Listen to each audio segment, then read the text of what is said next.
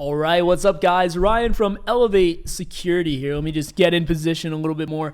We're going to continue a series that I started last week. Definitely let me know in the comments section what you think about this new series. This is This Week in Security, where I take the most trending topics in security that I've seen this week or recently, right? Maybe even just today or the last few days. And I distill it into a quick video, just kind of explaining what's going on to help keep you guys up to speed. As you know, I always say, information, and events happen very quickly. The space moves very fast. So I'm the one out there following this stuff for my own job anyways. So why not share it with you guys? I know when I was starting out, when I was new to this space, I wish I had someone that could sort of aggregate a lot of news sources and kind of explain it to me. So I'm going to try to tailor this towards, being pretty accessible no matter what your level of security is. And hopefully it sort of expands your knowledge as well. But yeah, let me know what you think. We'll get right into it here. There's a number of articles that have caught my eye here recently. So if we pop in here, this first one that caught my eye was the misery of ransomware hits hospitals the hardest. So we've been seeing this a lot lately where hospitals are being targeted in ransomware attacks because anything is really essential. I mean, government as well has been targeted quite a bit because anything that's viewed as more essential, the attackers know that, they're more willing to pay a ransom, right? Because they need to get things back online. They need to get their access back. And so this article goes on to call out a particular strain of malware, the ransomware, the Rook Ransomware, which is, if you've been following cybersecurity news within the last year and a half, this has been out there quite prevalently. I don't know if that's a word, prevalently, but it's been very prevalent, right? We've seen this a lot, targeting government, infrastructure, and all kinds of things. This is one of the most notorious strains. We can really dive into this. I found another article really explaining the Rook ransomware. Basically, what it does is it will traverse the entire network. So the way this ransomware first gets on the network is maybe through social engineering or whatever means, a PowerShell script. But once it's in the network, what it does is not only does it encrypt all the files on the target's machine, as like your standard ransomware will do, but it also replicates itself out onto every single device. So like a worm basically replicates itself to every device on that network and encrypts all the data there. And it even goes the additional steps of getting onto the backups of all the backup systems on there, and encrypting all the backups, right? And even shadow copy. So literally everything's encrypted. You can't just restore your data from the backups. That's encrypted as well. And then essentially they just hold them ransom until they pay the fee, which these attackers have been decrypting the data upon receiving the ransom payout. Why? Because they want people to keep paying. So this has been a real tricky one. Definitely a key challenge in this space. I think I had mentioned ransomware in last week's news video as well. Right? And they're even trying to predict what's next for ransomware because no one knows. All we know is that it's not going away. That's the only guarantee when it comes to ransomware nowadays. But let's really dive into this Rook ransomware because it's quite interesting. I know I did give you the basic rundown. This article explains a lot more. It's been very lucrative, as they mentioned in this article.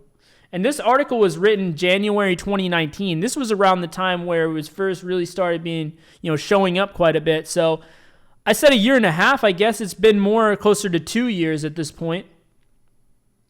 I thought this was pretty interesting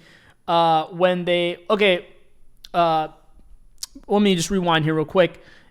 I noticed it said that it's targeting enterprise environments, and yeah, that's the thing. It's targeting these pretty high profile, pretty critical type of like infrastructure things because That's where they know the most money potential is in that, and they're getting paid through Bitcoin. And so another byproduct of this, I guess, a sort of consequence of this, is their payouts are getting more and more, because if you've been paying attention to the cryptocurrency space in the last since 2019, right?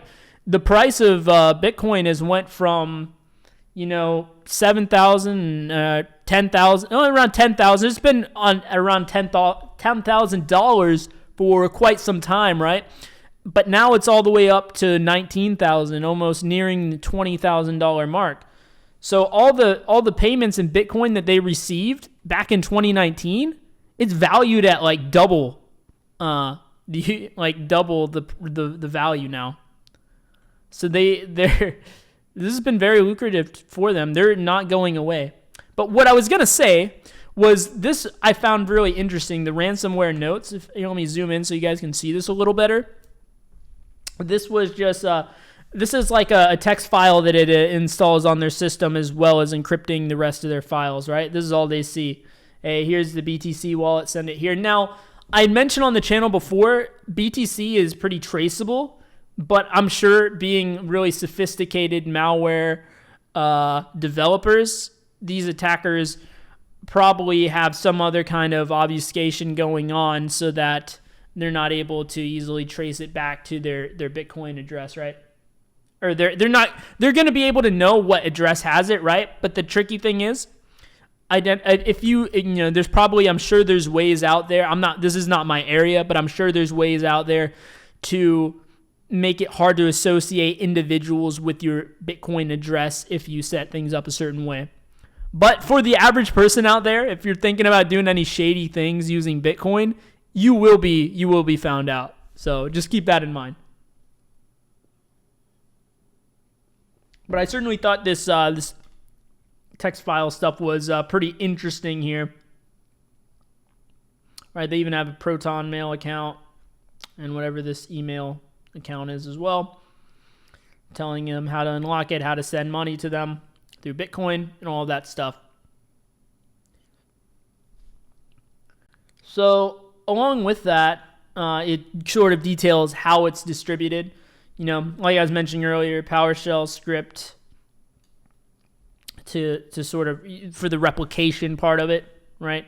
And it's obfuscated to bypass like all the security measures they might have going on in there, like the firewalling type of things, the intrusion prevention system stuff. They bypass that by obfuscating the PowerShell script.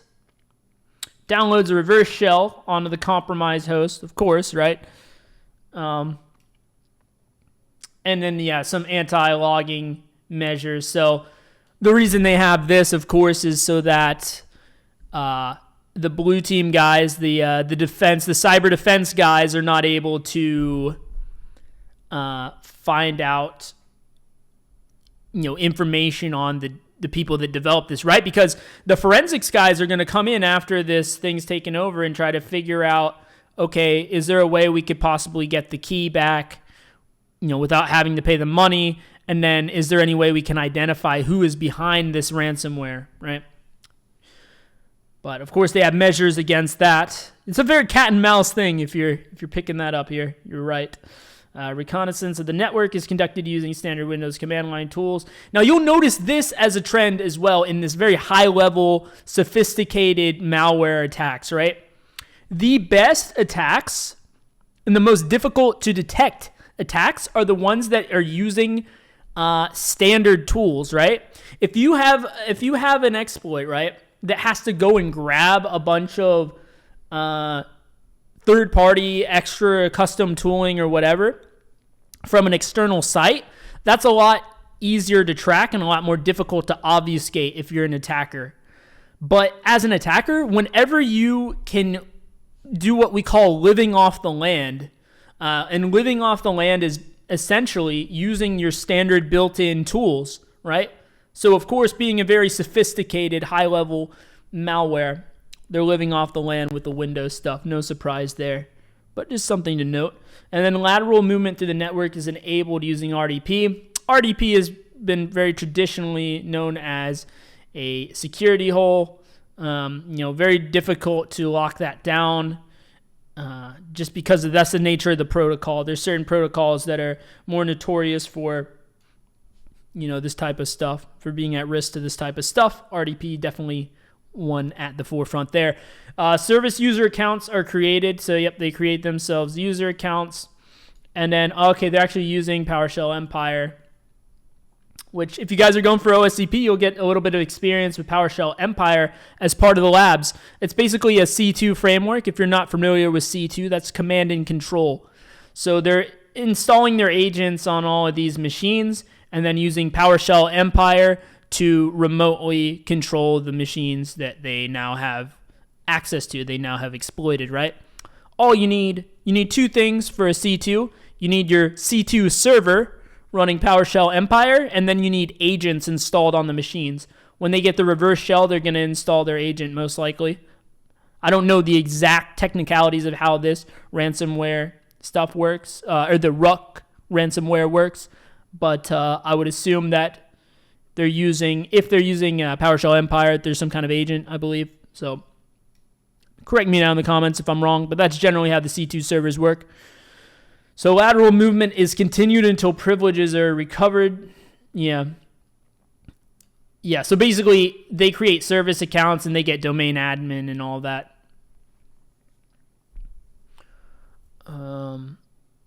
Or they certainly, PS exec is what you can use. We've used that on this channel quite a bit. PS exec. You can do basically all kinds of like remote administration with that built-in PowerShell. I believe it's like a built-in PowerShell library or tool. And then batch scripts are executed to terminate process of services, remove backups. So very interesting to see the inner workings. This part's pretty standard here, but very interesting to see the inner workings on this. So I guess this was sort of an expansion on the Hermes ransomware, and it just talks about how it's different and alike and all that. I won't get too far into the weeds with this. We spent a good amount of time on this, but I wanted to bring it to your attention. Oh, wow. They even go into some commands here, like stopping antivirus and stuff like that, it looks like. Stopping the backup services, all kinds of crazy stuff. But, definitely very good to be aware of this type of stuff. So as we move on here, we will go to Google patching the critical Wi-Fi and audio bugs in Android headsets. Now, you might not think, you might think it's just a Wi-Fi or audio bug. What could be a huge problem, right? No, this is actually susceptible to remote code execution flaw. And if you know anything about security, that's like pretty much as bad as it gets almost. But I wanted to bring this article to attention because there's been a lot of, throughout the years, Android has been known as a phone platform that has had a lot of RCEs, a lot of remote code execution vulnerabilities. Thing about that compared to something like the iPhone is it's a lot more open source. I don't know if it's open source, but it is like a lot more open, let's just say, than iOS. And it has a lot more third-party operability, I guess you could say. It's a lot more accessible for third-party stuff, which is nice. The features are nice, but with that comes the fact that there's been a lot more RCEs and stuff like that. So just keep that in mind if you have an Android device or thinking about getting one. Just know that this is a pretty common thing when it comes to Android. There's been a lot of RCEs discovered over the years related to whether it be like the low energy Bluetooth in it or, different stuff like that. So something to keep in mind as we move on here. Cybersecurity firm FireEye got hacked and red team pen test tools stolen. So I wanted to bring this one to your attention because a lot of times you wouldn't really think of hackers being hacked, but that's exactly what happens a lot of times. A lot of these companies that do pen tests, the attackers know it's very lucrative to compromise a pen test company. Why? Because these companies have a lot of information on the companies that are their clients, right? And I think in this case, it's not that they found pen test reports and stuff they did for clients. I think they just got their tools. But still, right, these tools that FireEye develops, they're their own in-house custom tools, I believe. So if you have access to that, you know what they're looking for. So you have a better idea of like what things to target, what sort of things to go after. If you can figure out who their clients are, which I'm sure some of that might be public information or maybe access that they could probably get with a little bit of effort, right? So in this case, it is a state-sponsored attack, which is a bit concerning, right? That's going to be what I think it comes down to. Just in my own, this is just my own opinion. I think that if there is ever another war to break out, I don't think it's going to be fought on land with soldiers and stuff as it was traditionally. At least not that won't be the main part of it, right? I think it will mostly be conducted online through state-sponsored cyber attacks and stuff like that. So just an interesting little prediction, and we'll see how everything plays out. But yeah, you hear a lot about state-sponsored attacks nowadays. This is a really big thing. But so no zero-day exploits were found, it seems. But yeah, it's just the concerning part of malicious actors in possession of those tools. And nothing that I'm freaking out too much about, really. But I will say that, it's just interesting because it definitely goes to show that, these attackers, everyone's fair game, especially if you are a pen testing company, right? So moving on, this last one that I'll conclude with, this was pretty big news. I saw this on multiple sites, but I thought this was kind of interesting. The Valve Steam server bugs could let hijackers hijack online games. And definitely every space is susceptible to cyber attacks, right? If you're online, you're definitely susceptible, right? So it basically just came down to the core networking. I guess my guess with this, and full disclaimer, I didn't read this full article personally, but yeah, my guess with this is that some kind of some exploit development, like researcher, some security researcher probably discovered a flaw somewhere as like a POC, and a heap-based buffer overflow, right? This is one of those things that it's out there, but don't be concerned because it's probably like a really complicated buffer overflow that you're not going to have to worry about your average person conducting against you. I wouldn't not use Steam because of this. Probably what it was is a security researcher discovered, like literally security researchers, some of them, they just sit there hours and hours and hours trying to produce like buffer overflow exploits or some crazy complex exploits. They probably found one, and based off of that, it is very much is vulnerable. Now, I'm not saying that there wasn't a 0-day out there on the black market or the gray market for this. There probably was in some crazy underground hacking forum, but it's not that prevalent that I would really be freaking out about this. And it was disclosed to Valve back in September, right? So they're going to be fixing it. Oh, yeah. September. Yeah, they already patched this. See? So this is the kind of stuff, a lot of times when you hear this news, it's like after the fact, right?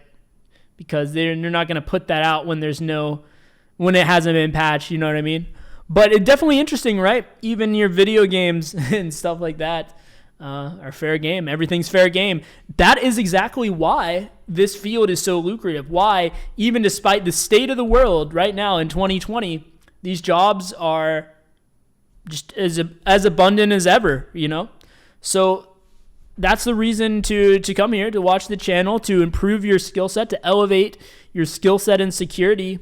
and yeah, get a piece of the pie. Start being one of the guys that these companies go to when they need their security, when they need their things tested, when they need someone that has the know-how in cybersecurity. So I hope this video was interesting to you guys. I like doing these, to be honest. It's very interesting to, I like keeping up with this kind of news because it's really cool to see anyways, and then just sharing it out with you guys.